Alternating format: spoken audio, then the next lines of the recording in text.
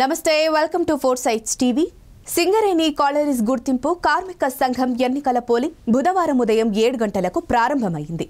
భూపాలపల్లి డివిజన్లోని 9 పోలింగ్ కేంద్రాలలో 5410 మంది కార్మికులు ఓటు హక్కును వినియోగించుకోనున్నారు.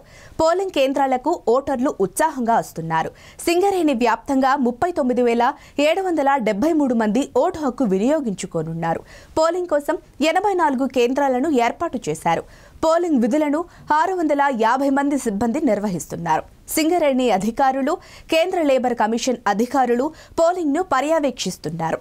పోలింగ్ కేంద్రాల వద్ద ఎలాంటి అవాంఛనీయ సంఘటనలు జరగకుండా పోలీసులు బందోబస్తు ఏర్పాటు చేశారు. పోలింగ్ కేంద్రాల వద్ద 144 సెక్షన్ అమలవుతోంది. ఎన్నికల బరిలో 13 కార్మిక సంఘాలున్నాయి.